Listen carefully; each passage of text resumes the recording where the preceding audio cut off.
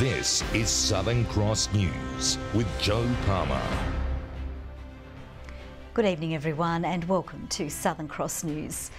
An international call-out has been made for private investors to put forward ideas to reinvigorate the entry of Cradle Mountain and help create a world-class tourism hub. It comes as both federal Labor and Liberal heavyweights visit the state, the battle for Braddon heating up.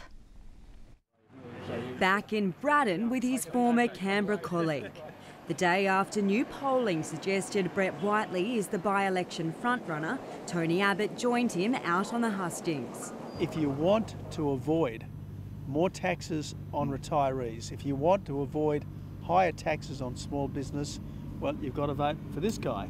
People here have long memories. They know that Tony Abbott attacked pensioners every single day he was Prime Minister, and his government with Malcolm Turnbull and Brett Whiteley will continue to do so. While Mr Abbott dished up the vegetables, He left the new announcements to the state government. Today is another step in delivering on our commitment to the Cradle Mountain Gateway Precinct. The Deputy Premier says an international search is now on to identify potential private investors and developers for a proposed Cradle Mountain Gateway Precinct, which will include a visitors centre, restaurant and potentially a hotel. We want the best and the brightest and the greatest ideas that we can have locally, interstate and around the globe. The precinct will be the departure point for a planned $60 million cableway, which both the federal and state governments have committed to fund. A world-class destination deserves world-class infrastructure, and we are about ensuring we provide the environment for that to happen. And as for more Braddon campaign visits, Bill Shorten is already here. He's spending tonight in Burnie as the battle continues. Monika Dadson at Southern Cross News. It's been almost 1 year since the tight-knit community of Middleton watched on helplessly as its fire station burnt to the ground. But today the wait for a replacement is almost over, with a new station bringing with it much more than just a purpose-built headquarters. It was a fire that destroyed more than just a building. Almost 1 year ago, the Middleton fire station was completely destroyed, police alleging it was deliberately set ablaze. I can remember myself vividly coming around the corner and the station's on fire. We get to the station and we look at it and think, how are we going to put it out? All our gear's inside. The news shook the regional community, and while some things were salvageable, most of the station and several trucks could not be saved. For the last year, the station's volunteers have been basing their operations out of this shipping container, but the wait is almost over, with a new $300,000 purpose-built station on its way. Our volunteer firefighters put their heart and soul into their fire brigades, and when we lose something like that with all this memorabilia and all the interest that we've had over time, it is quite disastrous. We're all volunteers. Sometimes we can't get there, sometimes we can, but every time someone turns out to battle whatever confronts us. And, you know, that's just a fire brigade. That's a rural volunteer fire brigade with a lot of heart. The government today announcing that $2 million will also be set aside in next week's budget for volunteer fire and state emergency services for equipment and station upgrades. We believe that we owe it to our volunteers and our regional communities to support them with more funding to buy the things that they need to improve their stations. What's happened before, we just put behind us. We can't do much about that. That's over and done with.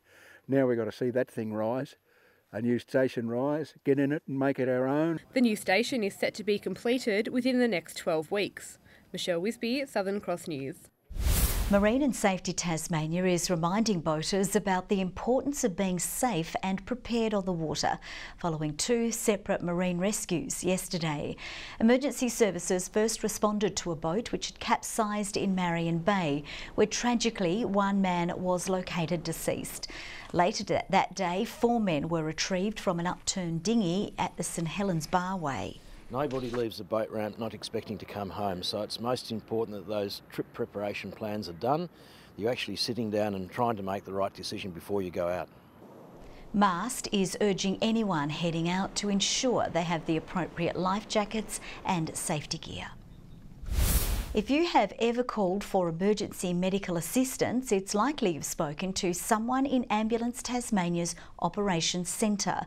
While some are celebrating a boost to staff numbers today, others are concerned that the state's health system cannot keep up with increasing patient demand. When you call for an ambulance, these are the people who answer the phone. The government today announcing 6 additional full-time employees within Ambulance Tasmania's call centre are on their way.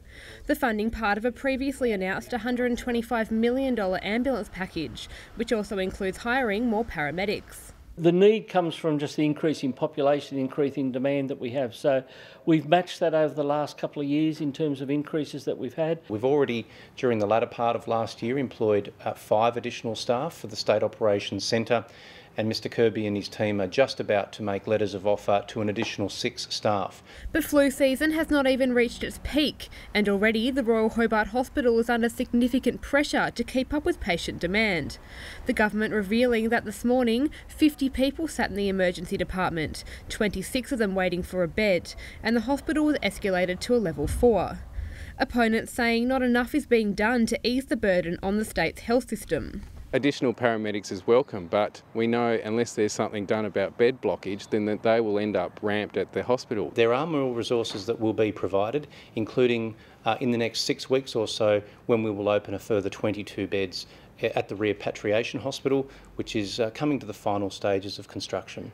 The hospital is expected to remain at a level 4 escalation until at least tomorrow morning. Michelle Wisby, Southern Cross News. Well, David Attenborough has showcased the beauty of Tasmania's landscapes and wilderness to the world with a nature documentary airing last night. Tourism Tasmania says the coverage is a positive boost for the state. At the southern tip of the Australian continent lies a remote island. His voice, iconic in the world of nature documentaries. The 92-year-old English broadcaster narrating the story and history of Tasmania's wilderness. All that holds them back is the next fire or a lack of water. 112,000 viewers tuned in to the 50-minute-long documentary, taking a look at Tasmania's landscape, seasons and native wildlife, a showcase for the rest of the world.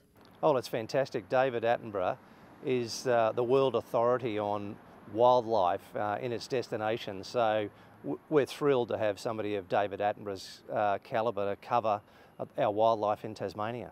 Tourism Tasmania believes this documentary will highlight Tassie as the nature capital and will be a positive boost to the tourism industry. David Attenborough, everything he does, people love. So the fact that he's done an explicit focus on Tasmania can only mean good things for the future appeal of our state. The documentary uses some footage from local filmmakers, including Black Devil Productions, a Tasmanian-based company focused on natural history cinematography. Premier and Minister for Tourism Will Hodgman is also impressed with the documentary and says he welcomes viewers to Tasmania. Ruby Kamain, Southern Cross News. Now let's take a look at the day's business and finance news with thanks to Tasplan, your local super fund. The Australian share market has closed higher despite fading a little in afternoon trading, with stocks boosted by strong monthly US jobs data and better than expected Australian retail spending figures for April. The ASX 200 index has risen by 35.1 points. A short time ago, the Australian dollar was trading at 76.25 US cents and 65.22 euro cents. Cricket Tasmania has created history today, becoming the first state in the country to rebrand its women's domestic side to share the same name as the men. After 8 years as a Tasmanian Roar, the squad will enter the 2018 WNCL season as the Tasmanian Tigers. New coach, new season, new brand. Now we can set a new environment and create a shared vision under a new name. It feels like a fresh start for me. Briggs arriving in Hobart this morning ahead of pre-season preparations, optimistic about what today's announcement could mean for the squad. Once you kind of look to align yourself with what's happening with the men's program, I think it's only just going to excite the girls because everyone wants the love and the care and the support and the investment. Having drastically underperformed in recent years, it's hoped the history-making move provides a much-needed turnaround of fortunes on the field, with the squad boasting an exciting mix of fresh and experienced talent for the upcoming WNCL season. Ultimately, what we're trying to do from a high performance perspective is get all coaches, male and female program, as well as those in high performance, physio, dietitian, player welfare, to think about our program holistically. The Tigers are set to name its leadership group in the coming weeks, with club stalwarts Corinne Hall or Brooke Hepburn expected to be named as skipper. We understand that Cricket Tas has put a lot of investment in us and putting a lot more resources into our program, and we want to repay that. Following a shaky start to the TSL season, Lauderdale will head into the round 11 by bursting with confidence. The Southern Bombers have rocketed themselves into premiership contention after 2 impressive wins which no one saw coming. It's been a roller coaster of a year for the side, losing several of their best to injury, along with their coach for the first 6 games thanks to suspension. But the worst appears to be over. The team's really starting to gel, people are starting to find their positions in the team and know their roles, and I think that's really helping us.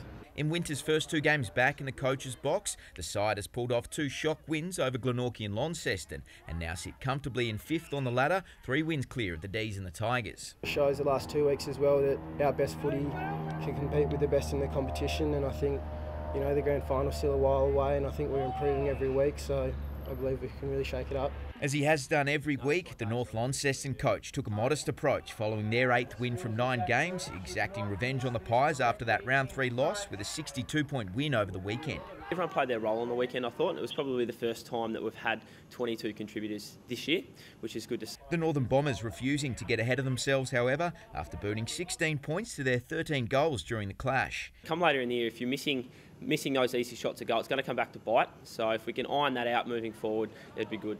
The side take on North Hobart at home this Saturday. The Hobart Zebras are confident they could be back to their devastating best following yesterday's thumping of the Northern Rangers at KG5 in one of the best performances of any side so far this NPL season. When we just stay organised and really stick to the game plan, that we can, you know, put in performances like that, put up 6 goals and not concede any, which was huge for us as well.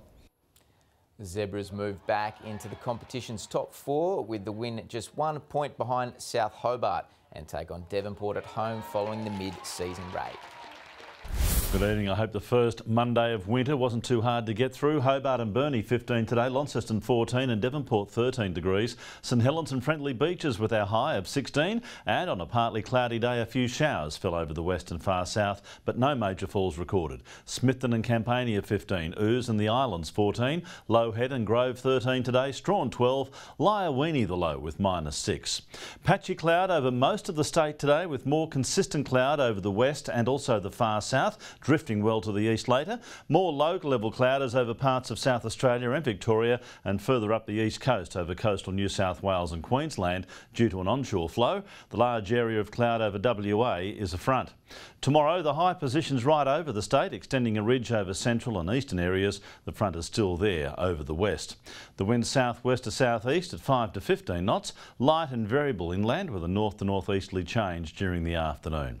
Hobart for Tuesday, partly cloudy and 12. 12 the top also for Adventure Bay. Morning frost for Tarraleah, a nice day though, and a top of 9 degrees. Launceston, a morning frost, a mostly sunny 13 later. 14 the top for Devonport, sunny 2 for Bridport and 14 degrees. Burnie, mostly sunny, 14, top of 12 for Strawn, bit of cloud but okay, and Marrawar, mostly sunny and 14, and for St Helens tomorrow, fine, 13, 14 for Swansea, Whitemark, 15 degrees.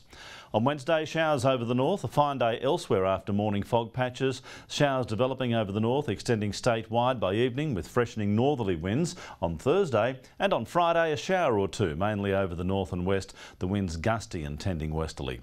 A windy, rainy day in Perth tomorrow. Partly cloudy for Adelaide, Melbourne, Canberra and Brisbane. Showers for Sydney and a sunny 30 in Darwin. Cool and clear at the moment. Hobart 10 degrees, Launceston 8 right now, and Devonport currently 7 degrees. Best of the weather tomorrow and Wednesday, Joe. Then a few showers will start to move over. All right, we'll get ready for that. Thanks, Murph. That's all from the team for now. Have a lovely evening. We'll see you a bit later with updates. Bye-bye.